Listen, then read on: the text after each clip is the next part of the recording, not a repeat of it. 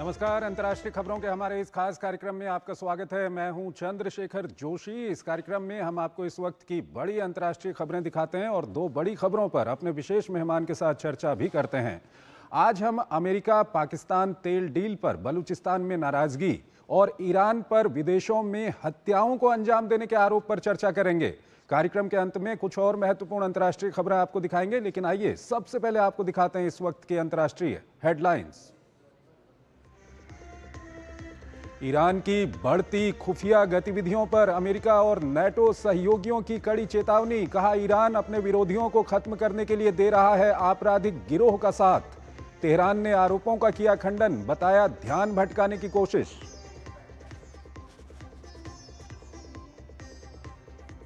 अमेरिकी राष्ट्रपति ट्रंप के बाद अब लेबनान के राष्ट्रपति ने हिजबुल्लाह पर हथियार डालने का बढ़ाया दबाव। कहा, इजराइल के साथ संघर्ष खत्म करने के लिए है जरूरी। हिजबुल्लाह का इनकार। इजराइल का हिजबुल्लाह के ठिकानों पर ताबड़तोड़ हमला। अमेरिकी राष्ट्रपति ट्रंप ने 69 व्यापारिक साझेदार देशों पर लगाया 10 से 41% तक का टैरिफ। नई दरें 7 अगस्त से होंगी लागू। फलस्तीन पर कनाडा के रुख के बाद टैरिफ को बढ़ाकर किया 35%। यूरोपीय शेयर बाजार में गिरावट। इजराइल ने यूएई की यात्रा करने वाले अपने नागरिकों को जारी की चेतावनी। इजरायली नागरिकों पर जताई ईरान समर्थित आतंकी समूहों के हमलों की आशंका। यूएई से अधिकांश राजनयिकों को वापस बुलाने का लिया फैसला।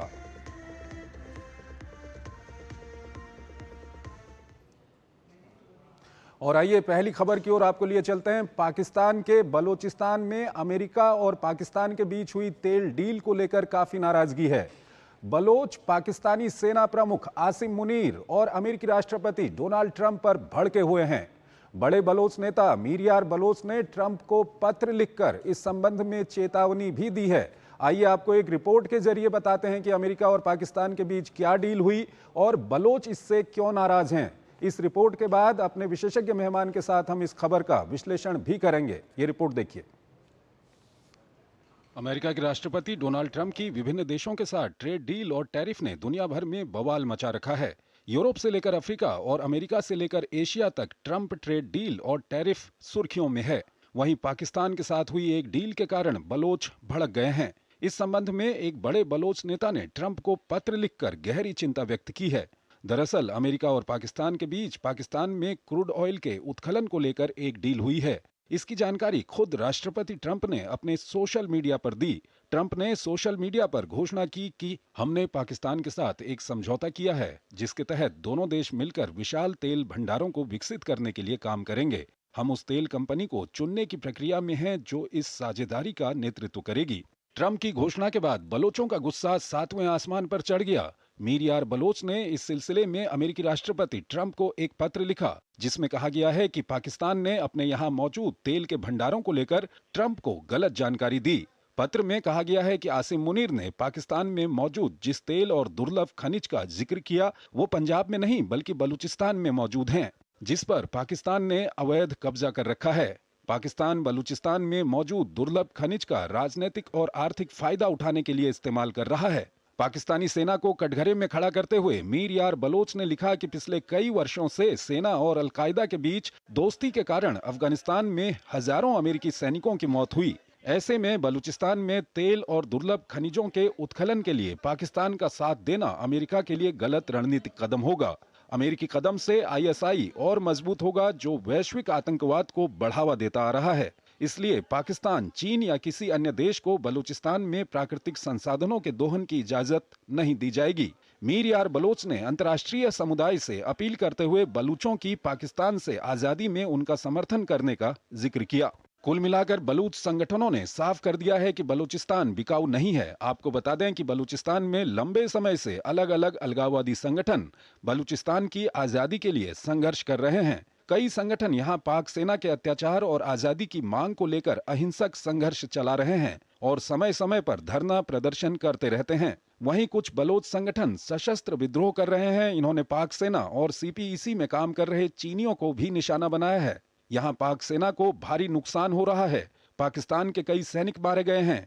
बलूचिस्तान के कई इलाकों में पाक सेना की जगह बलोच विद्रोहियों का कब्जा है। वहीं दूसरी ओर पाकिस्तान ने पहले तो यहां सीपीईसी के जरिए चीनी कंपनियों को काम करने दिया। हाल में ही इस्लामाबाद में एक नीलामी प्रक्रिया के तहत विदेशी कंपनियों को यहां दुर्लभ खनिजों को निकालने के लिए भी आमंत्रित किया गया। और अब अमेरिका से डील, जाहिर है आने वाले दिनों में यहां और तनाव बढ़ने वाला है। ऐसे में बलोचों की अंतर्राष्ट्रीय समुदाय से अपील काफी महत्व रखती है। और इस खबर पर ज्यादा बात करने के लिए हमारे साथ आलोक बंसल जुड़ रहे हैं, विदेशी मामलों के जानकार हैं, उनसे हम बातचीत करेंगे। आलोक जी, बहुत बहुत स्वागत है आपका हमारे इस कार्यक्रम में। आलोक जी, आपकी पहली प्रतिक्रिया क्या है? जिस तरह से मीर यार बलोच की ओर से प्रेसिडेंट ट्रंप को पत्र भी लिखा गया है और कहा गया है कि जो पाकिस्तान है आपको गलत जानकारी दे रहा है, वो आपको कह रहा है कि ये जो तेल के भंडार हैं या रेयर अर्थ मेटल है, दूसरी धातुएं हैं, ये पाकिस्तान में हैं, बल्कि असल उनकी ओर से ये कहा गया कि ये बलूचिस्तान में है, जो एक आज़ाद देश है जिस पर पाकिस्तान ने कब्जा किया हुआ है। देखिए, बलोच समय समय पर ये मांग करते रहे हैं और उन्होंने पहले चीन को भी इस बात की चेतावनी दी थी जब चीन पाकिस्तान आर्थिक गलियारे की बात हुई। और पिछले एक दशक से ज़्यादा बलोचों ने ये कहा है कि जो भी देश और जो भी कंपनी हमारी ज़मीन को कॉलोनाइज करने में इस्लामाबाद की मदद करती है वो हमारे लिए वैलिड टारगेट होगा। अब वो अमेरिका को भी वही चेतावनी दे रहे हैं, क्योंकि पाकिस्तान के अंदर जो अधिकांश हाइड्रोकार्बन्स हैं वो बलूचिस्तान में है। पाकिस्तान का करीब करीब आधे से थोड़ा कम जो भूभाग है वो बलूचिस्तान में है, तो यहाँ पे खनिज संपदा भी प्रचुर है।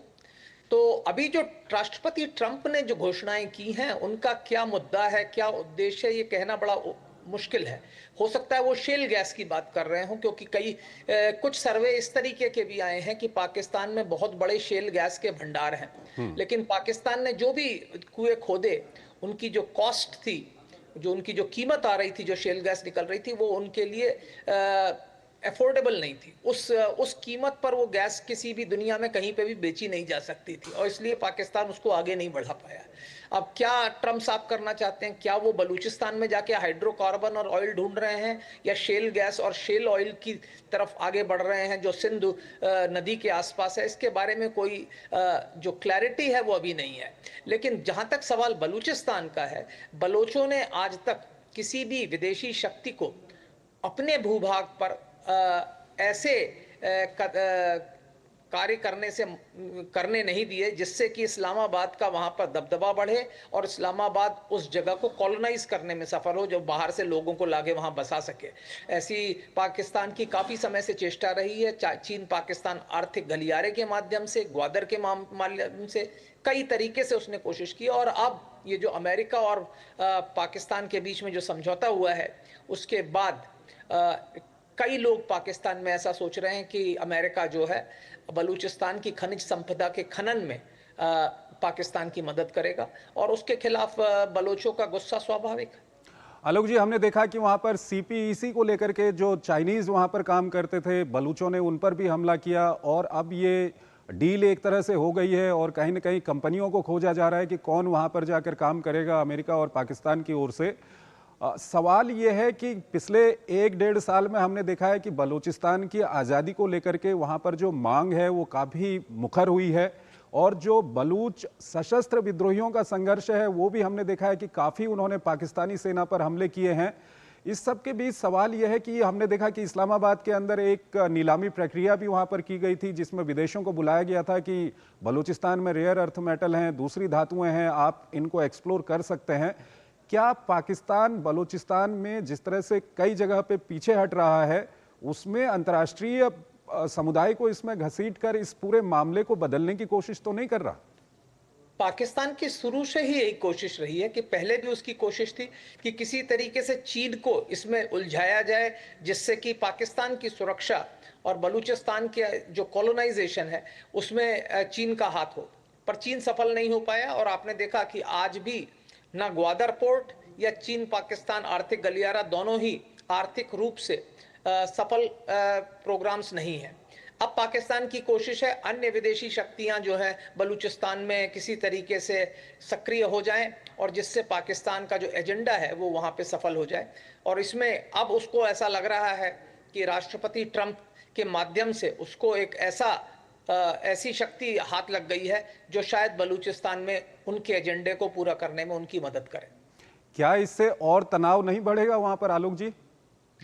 इसमें कोई शक की बात नहीं है। बलोच किसी भी विदेशी शक्ति को अपने जमीन पर खनिजों का खनन नहीं करने देंगे, क्योंकि वो अपने आर्थिक हितों की पूरी तरह से रक्षा करना चाहेंगे और वही करते रहेंगे। और हो सकता है इसके मद्देनजर वहां पे कुछ हिंसा की घटनाएं हों या और तनाव बढ़े।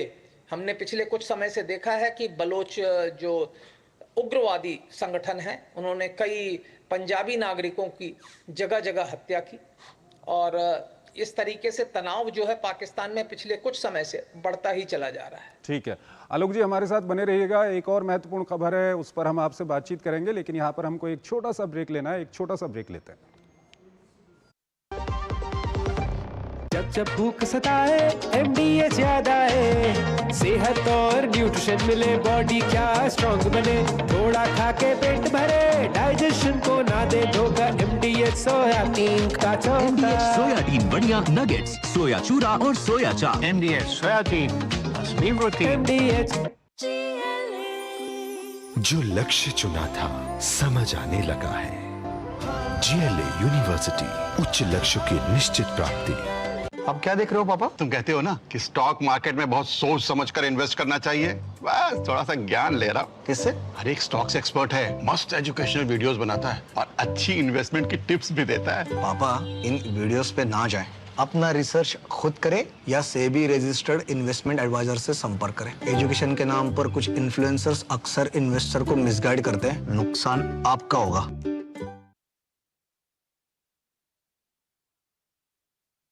पंकज जी को बीमारी के कारण 7 बार हॉस्पिटल में एडमिट होना पड़ा।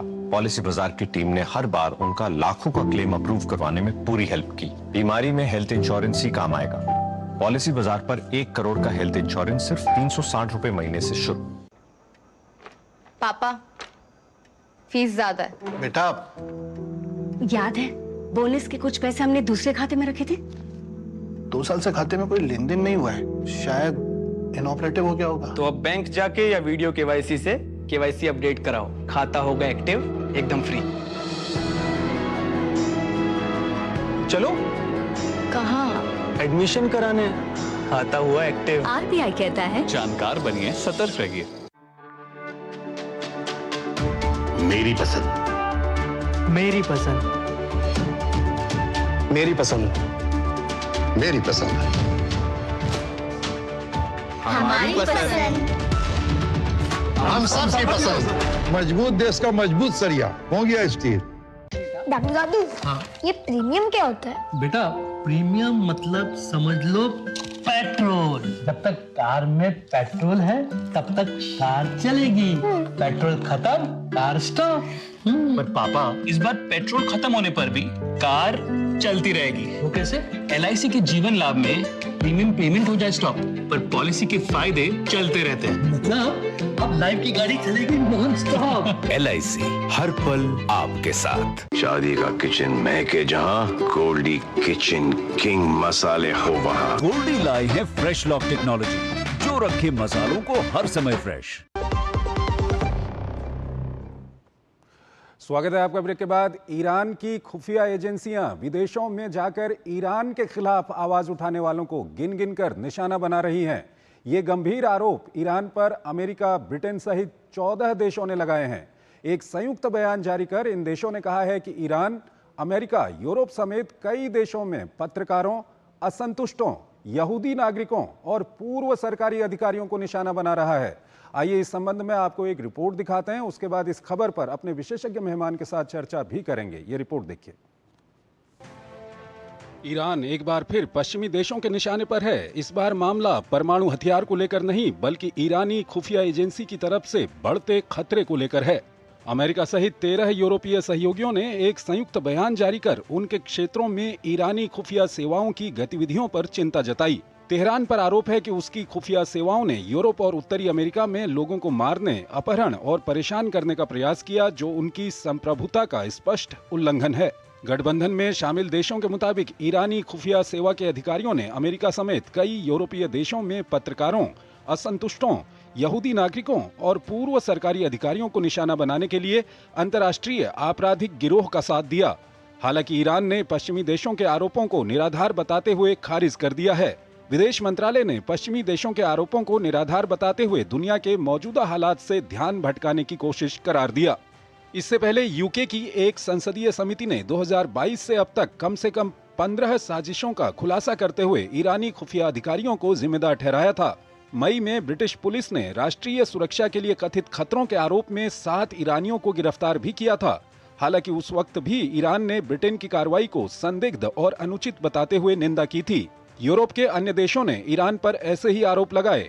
डच सुरक्षा सेवा के मुताबिक तेहरान ने 2024 में नीदरलैंड में एक ईरानी असंतुष्ट की हत्या की नाकाम कोशिश की थी। अमेरिकी न्याय विभाग ने भी यूरोप स्थित गिरोह के 3 सदस्यों पर एक ईरानी अमेरिकी पत्रकार की हत्या की साजिश रचने का आरोप लगाया।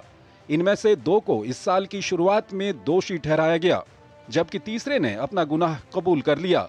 अभियोजकों का दावा है कि तीनों आरोपियों ने ईरानी सरकार के इशारे पर काम किया। ईरान पर ये आरोप ऐसे समय में लगाए गए हैं जब तेहरान के परमाणु कार्यक्रम को लेकर तनाव चरम पर है। पिछले हफ्ते ईरानी अधिकारियों ने इस्तांबुल में ब्रिटेन, जर्मनी और फ्रांस के राजनयिकों के साथ खुली बातचीत की, जो बेनतीजा रही।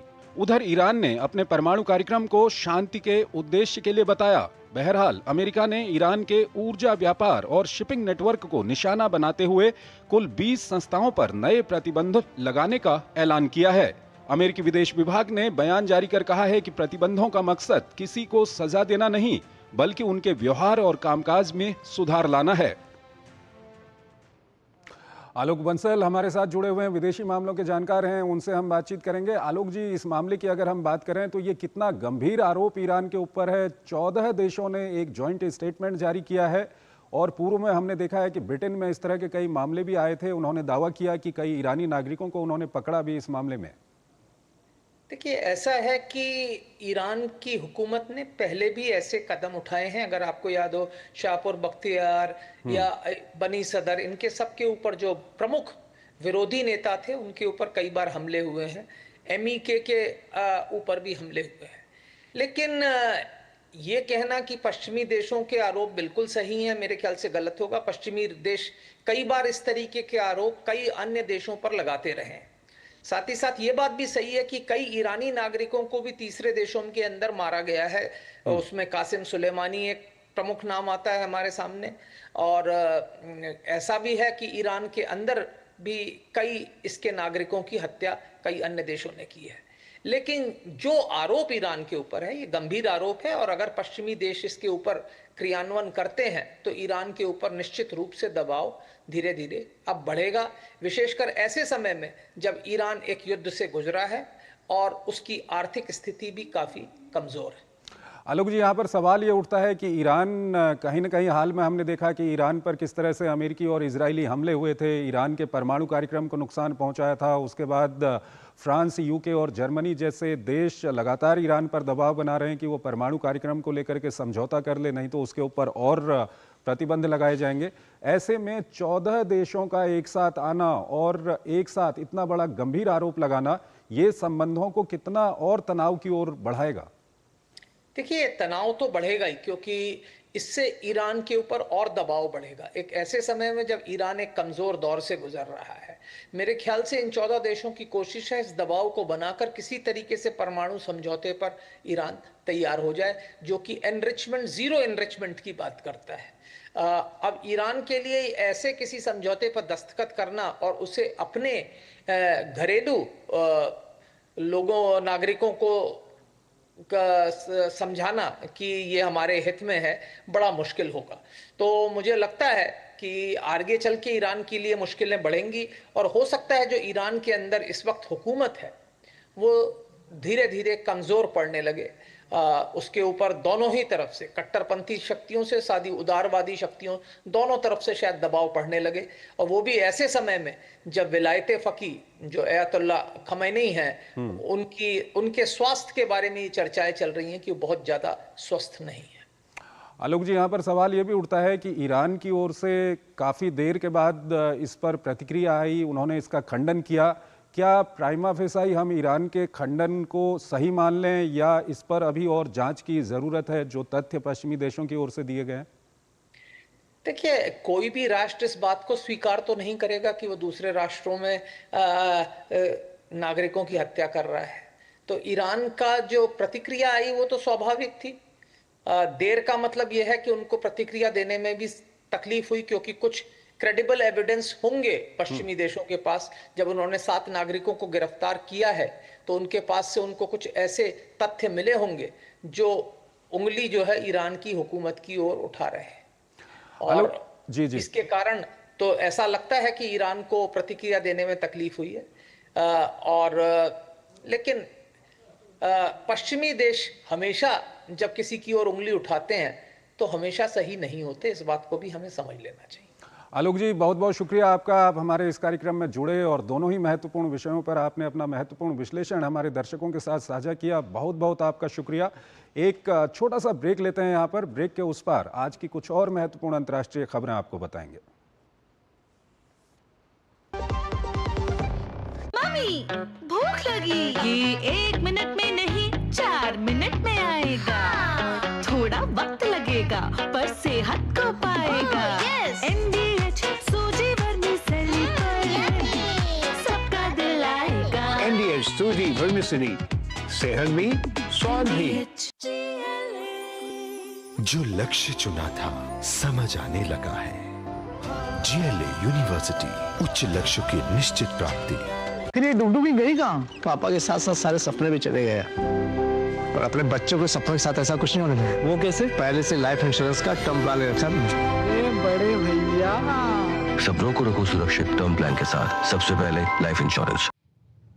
स्टॉक मार्केट चैंप्स पैसा डबल करे। हाँ शर्मा जी, ग्रुप ज्वाइन कर लिया? हाँ, पर आप लोग कौन? हम इस स्टॉक मार्केट फ्रॉड ग्रुप के मेंबर्स। और ये मास्टरमाइंड। बस अब आपको फंसाएंगे। और उसके लिए फेक स्क्रीनशॉट मैं बनाऊंगा और मैं फर्जी बैंक स्टेटमेंट्स। और मैं फेक ऐप डाउनलोड करवाऊंगा जो बिल्कुल रियल लगेगी। शुरू में पैसा बनेगा और फिर लालची शर्मा और पैसा लगाएगा। उसके बाद शर्मा जी, स्कैमर बता के नहीं आता पर आपके लालच का फायदा उठा के सब ले जाता है। साइबर क्राइम से बचना है तो रुको, सोचो, फिर एक्शन लो। सर, बीड़ी पुलाव ट्राई करो, मस्त है। कैसा है? अरे उसको काहे को बुरता है? टिप्स इग्नोर करने का, अपना दिमाग लगाकर ऑर्डर देने का। मार्केट का स्टॉक टिप्स बहुत लोग देता है, डेंजरस हो सकता है। कंपनी और रिस्क पूरा समझने का, फिर इन्वेस्ट करने का।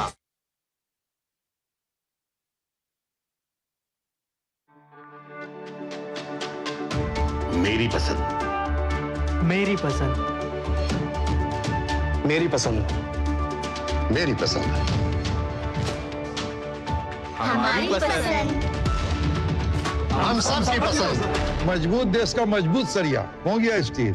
नितेश श्रीवास्तव जी सिर्फ 35 साल की उम्र में अचानक एक बीमारी से चले गए। उनकी टर्म लाइफ इंश्योरेंस के पैसे बच्चों की पढ़ाई और घर खर्च में काम आ सकते हैं। पॉलिसी बाजार ने क्लेम के वक्त फैमिली का पूरा साथ दिया। पॉलिसी बाजार पे 2 करोड़ का टर्म लाइफ इंश्योरेंस सिर्फ 700 रुपए महीने से शुरू। शादी का किचन महके जहाँ, गोल्डी किचन किंग मसाले हो वहाँ। गोल्डी लाई है फ्रेश लॉक टेक्नोलॉजी, जो रखे मसालों को हर समय फ्रेश। स्वागत है आपका। ब्रेक के बाद अंतर्राष्ट्रीय खबरों के हमारे इस कार्यक्रम को हम यहीं पर समाप्त करते हैं, लेकिन जाते जाते आपको छोड़ जाते हैं आज की कुछ और महत्वपूर्ण अंतर्राष्ट्रीय खबरों के साथ। आप इन खबरों को देखिए और हमारी पूरी टीम को इजाजत दीजिए। नमस्कार। लेबनान में स्वास्थ्य मंत्रालय के मुताबिक ताज़ा इजरायली हमलों में 4 मौतें हुई हैं। इजरायली सेना का कहना है कि उसने हिजबुल्लाह के बुनियादी ढांचे को निशाना बनाया है, जिसका इस्तेमाल हथियारों के उत्पादन और भंडारण के लिए किया जा रहा था। वहीं लेबनान के राष्ट्रपति जोसेफ ओन ने हिजबुल्लाह से हथियार छोड़ने का आह्वान किया है। उनका कहना है कि ऐसा न करने पर इजरायल के हमले जारी रह सकते हैं। इजरायल ने यूएई की यात्रा करने वाले अपने नागरिकों के लिए चेतावनियां और तेज कर दी हैं। इजरायल का कहना है कि खाड़ी देशों में इजरायली नागरिकों पर आतंकी संगठनों के हमलों का खतरा बढ़ गया है। साथ ही इजरायल संयुक्त अरब अमीरात से अपने अधिकांश राजनयिक कर्मचारियों को वापस बुला रहा है। अमेरिकी राष्ट्रपति ट्रंप ने अपने हालिया आदेश में 69 व्यापारिक साझेदारों पर 10% से लेकर 41% तक टैरिफ लगाने की घोषणा की है। आदेश के मुताबिक ये नई टैरिफ दरें अगले 7 दिन में लागू होंगी। इनमें ब्राजील पर 50, ताइवान पर 20 और स्विट्जरलैंड पर 39% टैरिफ की घोषणा की गई है। वहीं कनाडा से आने वाले आयात पर टैरिफ को 25% से बढ़ाकर 35% कर दिया गया है। इसके बाद यूरोपीय शेयर बाजारों में पिछले 3 सप्ताह की सबसे बड़ी गिरावट देखने को मिली। मध्य अमेरिकी देश अल सल्वाडोर में संसद ने राष्ट्रपति पद की अवधि की सीमा को खत्म कर दिया है। एक संवैधानिक संशोधन के जरिए राष्ट्रपति के कार्यकाल को भी 5 से बढ़ाकर 6 साल कर दिया गया है। राष्ट्रपति नायब बुकेले की पार्टी द्वारा नियंत्रित संसद में 60 में से 57 सांसदों ने इस संशोधन के पक्ष में वोट किया। राष्ट्रपति बुकेले पिछले साल 85% से अधिक मतों के साथ दोबारा राष्ट्रपति चुने गए थे। हालांकि विपक्ष उन पर तानाशाही रवैया अपनाने का आरोप लगा रहा है। जर्मनी का कहना है कि वो अमेरिका के साथ समझौते पर पहुंचने के बाद यूक्रेन को 2 पैट्रियट वायु रक्षा प्रणालियां देगा, जिसके बदले में उसे अमेरिका से पैट्रियट डिफेंस सिस्टम की नई बैटरियां मिलेंगी। वहीं यूक्रेनी अधिकारियों के मुताबिक कीव पर हुए ताजा रूसी हमले में 16 की मौत हुई है, वहीं 100 से ज्यादा घायल हुए हैं। दूसरी तरफ रूसी रक्षा मंत्रालय के मुताबिक काला सागर समेत अन्य कई रूसी इलाकों में करीब 60 यूक्रेनी ड्रोन्स को मार गिराया। इस बीच राष्ट्रपति ट्रंप ने जानकारी दी है कि अपने इजराइल दौरे के बाद विशेष दूत स्टीव विटकॉफ रूस की यात्रा करेंगे। वियतनाम के उत्तरी पहाड़ी क्षेत्र में अचानक आई बाढ़ में कम से कम 3 लोगों की मौत हो गई, जबकि 9 अन्य लापता हैं। करीब 30 सेंटीमीटर की मूसलाधार बारिश के चलते वियतनाम के कई इलाके जलमग्न हो गए।